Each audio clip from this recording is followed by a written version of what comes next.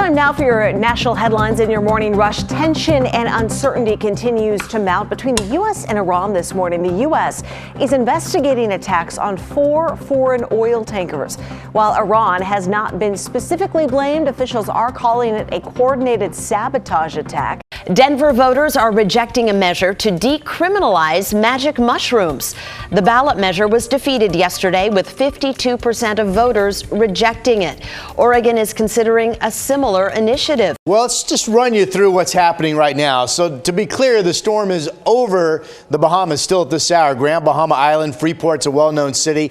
The outer rain belt starting to sprinkle across Florida, if you will. And actually the eye wall is closing in about 100 miles now from the Florida Peninsula. If I take off the radar, you can see the eye right here, that circle of no clouds, basically. Let's get right to what we're seeing on Twitter. This first post, you can really see the camera pans all over the place, roofs completely torn off, and I don't know if you can see it, but after it starts replaying a little bit here, after it starts refreshing, cars are submerged as well. We are seeing a lot of these types of videos all over social media. The view from the very top of the Wells Fargo camera building, looking down from that building, you simply can't see anything. So what does this mean at the bus stop? Well, temperatures generally are in the 30s. Now, some areas are in the 40s. We're in the low 40s here in downtown Portland. I still think at lunchtime recess, notice the temperature only 45 degrees. The fog will be lifted, but the low cloud deck will be hovering. And as we head to break, we want to show you this live look from our Rose City Skycam pointed there at the Moda Center. We'll ask Chris McGinnis about our forecast for the first day of fall.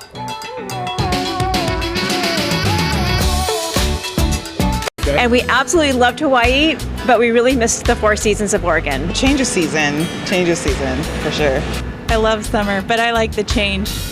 I think too much of a good thing is not good. How about this? What is the first thing that comes to your mind when I say the word fall? Pumpkin patches. Chai tea lattes. Take a look at this. How you spent your weekend. We start with viewer Lisa. She went to Lincoln City with the family to celebrate her husband and her son's birthdays. Fun.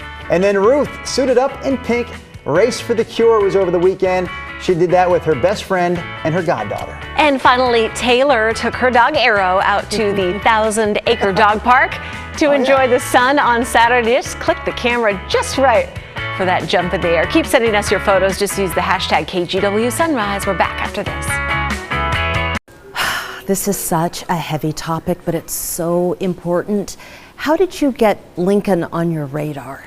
So the entire title of this project is Breaking the Silence, and that's really the point, to talk about this, to get it out in the open. How can we best support our kids who may be having these suicidal thoughts? We interviewed a dad, a father of a girl who goes to Lincoln. He said she was struggling in school, but he said, you know, a lot of times you brush this off. This is high school. So tell me a little bit about what you'll say from the TED stage. I was born in Rwanda a little bit before the genocide, and I was adopted by Paul Rusesabagina, whose role is portrayed in the movie Hotel Rwanda. Both my biological parents were murdered during the genocide, and I and my sister thankfully survived. With the freeway clogged, Marine Drive lines up from the east and from the west. Thousands of cars crawl through this interchange during the afternoon commute, all vying for a parking spot on I-5. From Portland Road, at times it backs up clear back there, and it might be a 45-minute to an hour wait just to get on the freeway. And there's no limit to what some drivers will do to cheat that lineup. You've got the divers from the center lane. At the last second, they'll stop, put their blinker on, hold up traffic to try and get over. And crazy U-turns. But as soon as they turn, if there's no traffic, the car will rip a U-turn over the little curb and then get on the northbound ramp. Rick, you're in luck. Get out your phone, you can snap that QR code there, and then you can bring up this full feature that we ran on Left Lane Hogs just a couple of months ago. And we also have an Urge to Kill group within KGW's Facebook page, so follow along there for a lot more that you won't hear in the podcast. All right, we'll be listening. Thank you, Ash. Thanks, Brenda. And remember, that first episode is already out. You can subscribe now in Apple Podcasts, Google Play, or wherever you get your podcasts. KGW investigative reporter Kristen Severance is joining us now this morning live, and you put more than a dozen products to the test. You're here with those results. Yes, Brenda, this stuff is everywhere in stores all over Portland. Regulators really can't keep up with this industry, and this stuff is not cheap. So regular gummy worms, 99 cents. I spent 99 cents on this. These CBD gummies, $28. Whoa. This water, 99 cents, and this water, $5. The CBD water in our story was actually $7. And we found, doing our very own test with this nationally accredited lab, that what's on the label doesn't always match what's in the product. Drill the first Saturday of every month, and they come out here and spend the morning. From Fly 8, you can see the practice happening near the mouth of the bay. This is where people sometimes have trouble being pulled into breakers by outgoing tides. This crew also responds to ocean rescues along roughly 30 miles of coastline. Here, more than a half dozen guys are practicing their life-saving skills. It may look fun, but down on the water, it is work. Communication and cooperation are key. We do a lot of hand signals and a lot of repetition and work with each other so we can kind of get the feel of what we're doing. Clean copy. Bring him to the beach once you get him. Then comes my rescue, on target. Come right at you. Oh, come on. All right, so on your back, Oh, on my back. Yep. Got it. And I'm gonna get kind of cozy with you. Yep, and I don't need to hold on to anything? Nope, just me if you want. Hey. Go for it. Wow. With Josh running the ski, Gabe's got me on the board, both leaning into the turns for as safe and smooth a ride as possible. It turns out just one season of football could be enough to damage young brains. Let's connect the dots. The frightening headline is from a new study out of the University of Rochester. Researchers used players on the school's team as their guinea pigs, putting accelerometers in their helmets to track how many times they were hit and how hard. They also performed MRI scans on their brains before and after the season. The results were pretty striking. Only 2 of the players actually suffered concussions during the season, but more than 2/3 showed damage to the white matter in their brains. Researchers also found it often wasn't head-on hits that were the problem, but glancing blows that twisted the head called rotational hits that did the damage. More research needs to be done to see if the damage is permanent, but it's more food for thought for parents as we head into youth football season. That's your Connect the Dots. It really gives children an opportunity to wake up in the morning and get prepared for school and not worry about how they're going to be looked at or how they're going to be judged. I really Well, stores are also taking notice about this. More of them are selling their own brands of uniforms in colors that are specific for local schools. So we want to hear from you on this. Should more schools require students to wear uniforms? Let us know by going to kgw.com/vote or by clicking on the Vote tab in our KGW News app. So far, about 75% of you saying yes, they should require students to wear a uniform. This kind of goes along with Drew, your story. Right now, a local pediatrician is answering all of your questions. She can help with tips on coping with stress, how to stay healthy during a changing schedule, screen time, all kinds of things. Nina is leading our Sunrise Q&A live stream. You can join in on the conversation on any of our social media pages. They will go for about another 10 minutes, so make sure to jump in. We mentioned this segment would have a learning specialist. We have one with us. That's actually Colleen's title here at Jesuit High School. So Colleen, if I can put you on the spot, 3 healthy habits that lead to successful students.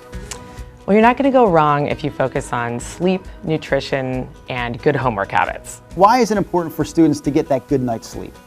Immediately in the classroom, you see effects like focus, concentration, and like emotional regulation. It'd be natural to hear these revving engines, catch a glimpse of motorcycles where they shouldn't be and think, what the heck are these hooligans up to? Then just when you're thinking about calling the cops, you realize these guys are the cops. So we'll get kind of the look of, what are you doing here? Are you supposed to be there? We started wondering the same thing when we saw them outside our KGW studios at Lincoln High School. Go down that one, go down that one. We found out they do this stuff all over. It's just a tight, confined area. It's got walls on both sides. And you may think they're goofing off, but they're not. or training. So there's just some spots that we can get to easier. Which means if you find yourself in a hard-to-reach spot, these guys might be able to get to you quick. And that's your Sunrise 60. Our focus on Sunrise this week is called Digital Detox. We're talking about ways to be more mindful with how much time we spend on our phones and other technology. So we're challenging ourselves and you to break the habit just a little bit at a time. Here's this morning's challenge. Don't double up on your screen time. Try not to do multi-screens like when you're watching TV and scrolling on your phone at the same time. Okay, I know it's going to be harder than it sounds, at least for me, but we do hope that you'll play along with us. Some of you are sharing about your own phone use. For instance, Laurel says she's guilty of dividing attention and playing a game on her phone while she scrolls through Facebook. There's a lot going on there. Yeah, totally. And then Marilyn says she is not a cell phone addict at all. She says she only uses her phone to make a call or receive one. But the fact is, so many of us just can't disconnect from our screens, whether that's a phone screen, a tablet, laptop. Sometimes we've even got 2 or 3 screens going at the same time. So I decided to sit down with some Lincoln High School students since they've grown up with access to so much technology, and I got their perspective on the impact all these screens have had on their lives. How are you guys doing today? Tired. Tired. Yeah. But we have hard classes, so. I mean, how would you describe your relationship with your phone? I would kind of say addiction, to be totally honest. Snapchat and Instagram. Yeah, Instagram's a big one. This is also sad.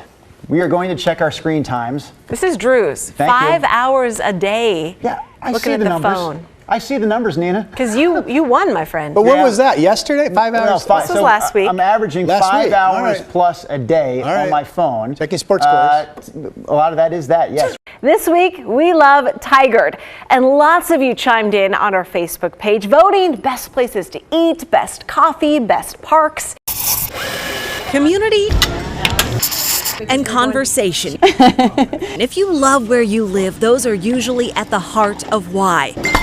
Primo Espresso came in #1 with our Facebook family. We get all of our berries locally. This is Bannings, and you told us it's by far your #1 favorite food pick in Tigard.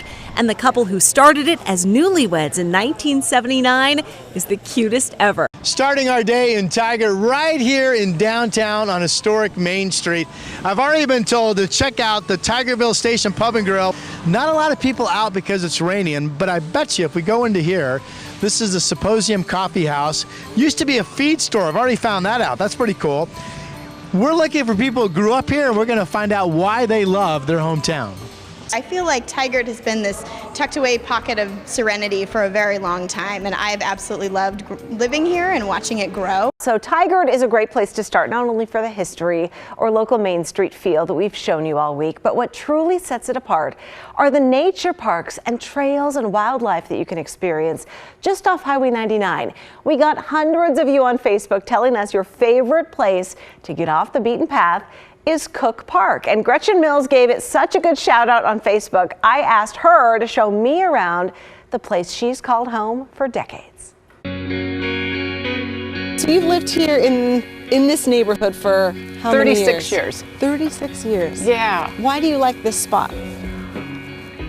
It's cozy, it's home.